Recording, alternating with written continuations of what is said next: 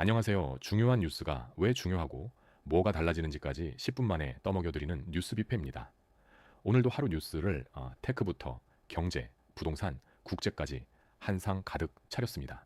내 검색이 인공지능 학습에 쓰이는 구글 이슈부터 사상 처음 5만 3천을 넘은 다우, 새로 구하면 1억이 더 드는 서울 전세, 그리고 통치기구를 해산한 하마스까지 짚어보겠습니다. 먼저 테크부터 보시죠.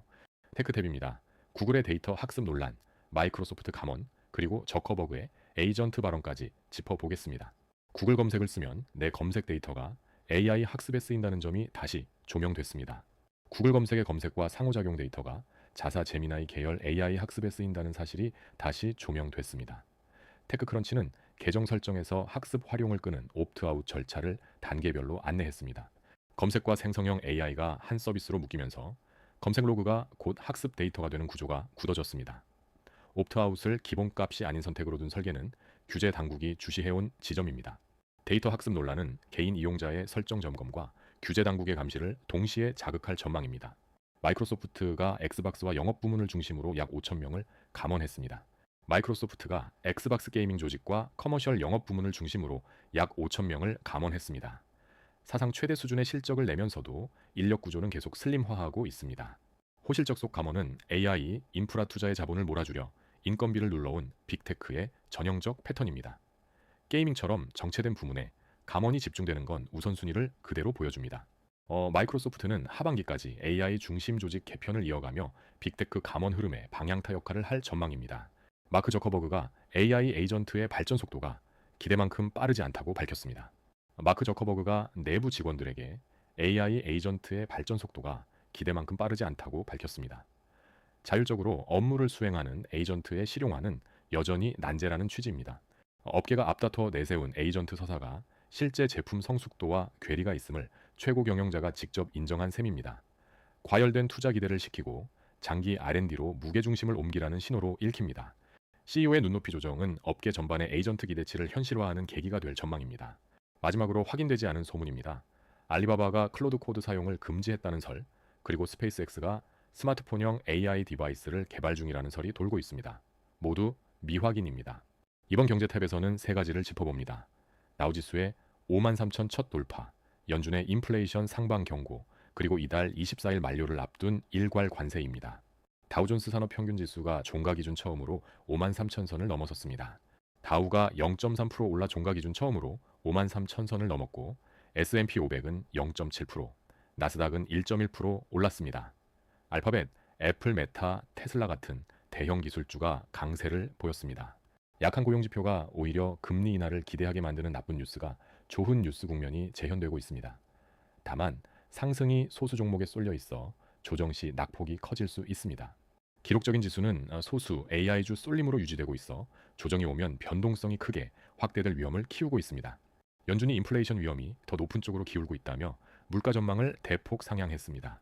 연준 크리스토퍼 월러 이사는 이달 28일과 29일 회의를 앞두고 위험의 균형이 더 높은 인플레이션 쪽으로 기울고 있다고 밝혔습니다. 연준은 내년 근원 PCE 물가 전망을 2.7%에서 3.6%로 대폭 올렸습니다. 물가 전망 상향은 조기 인하 기대에 제동을 거는 신호로 시장의 인하 베팅과 정면으로 부딪힙니다. 관세와 공급망 비용 증가는 연준이 통제하기 어려운 공급 측 압력이라 정책 딜레마를 키웁니다. 물가 전망 상향은 조기 인하 기대를 눌러 채권과 증시의 변동성을 함께 키울 전망입니다. 10% 일괄 관세가 이달 24일 만료를 앞두면서 법적 불확실성이 무역 리스크를 키우고 있습니다.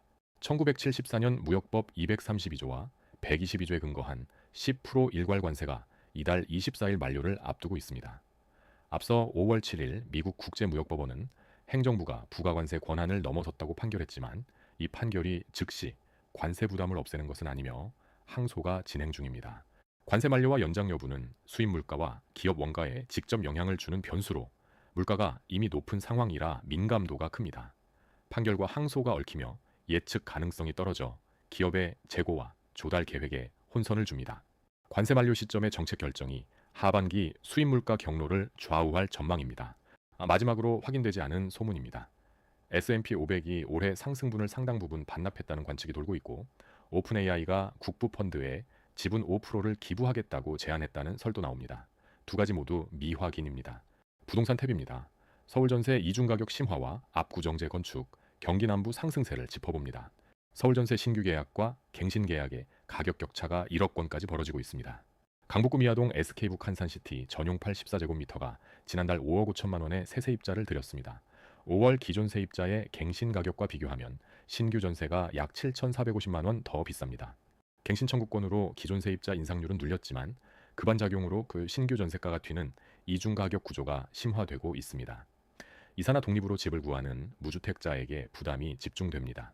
전세 이중 가격 심화로 신규 세입자와 이사 수요층의 주거비 부담이 커질 전망입니다. 압구정 재건축이 국내 정비 사업 사상 최대 규모로 추진됩니다.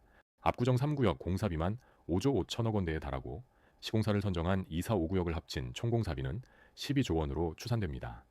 같은 날 압구정 2구역은 통합심의를 통과해 2,300여 가구 재건축의 탄력을 받았습니다. 통합심의 통과는 인허가 단계를 압축해 사업 속도를 높이는 조치로 압구정 재건축이 실행 국면에 진입했음을 뜻합니다.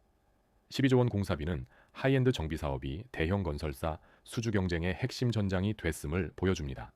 통합심의 통과로 압구정 재건축이 실행 단계에 진입하며 강남 프리미엄을 키울 전망입니다. 지난주 전국에서 아파트값이 가장 많이 오른 곳은 경기 남부권이었습니다.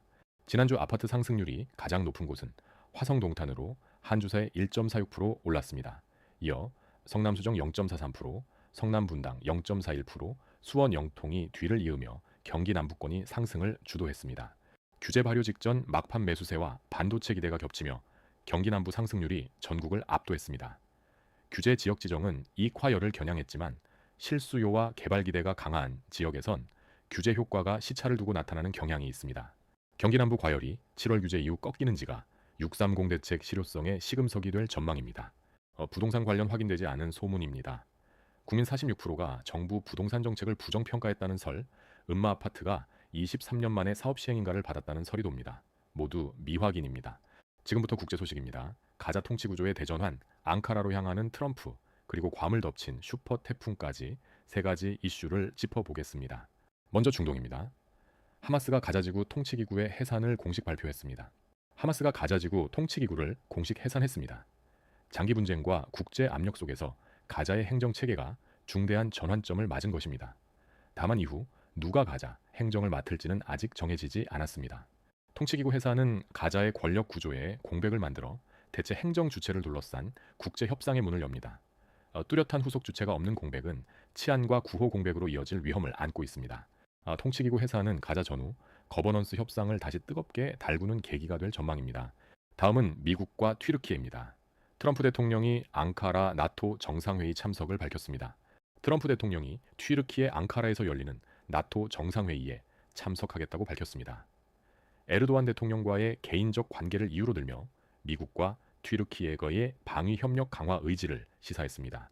튀르키예는 흑해와 중동, 유럽을 잇는 지정학적 요충지로 시리아와 이란 정세가 요동칠수록 중재자 역할의 값이 오릅니다. 트럼프가 개최지와 에르도안을 전면에 내세운 것은 개인 외교로 나토 내 영향력을 재조정하려는 포석으로 읽힙니다. 앙카라 회의는 미국의 중동과 테러 전략 축을 튀르키예 쪽으로 이동시킬 변수가 될 전망입니다.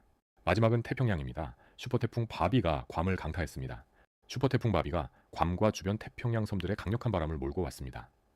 북마리아나제도 주민들은 강풍과 심각한 홍수의 여파에 대응하고 있으며 광범위한 정전과 시설 피해가 이어지고 있습니다. 고수온이 지속되는 서태평양에서 슈퍼태풍의 강도가 세지는 추세가 이번 바비에서도 확인됩니다. 괌과 북마리아나 같은 섬 지역은 대피 공간과 물류가 제한적이어서 자연재해에 특히 취약합니다. 복구와 연방 지원 속도가 괌과 북마리아나 주민의 생활 안정을 좌우할 전망입니다. 마지막으로 확인되지 않은 소문입니다. 트럼프 대통령이 이란과 관련해 미국이 어떻게든 이긴다고 말했다는 발언설이 돌고 있습니다.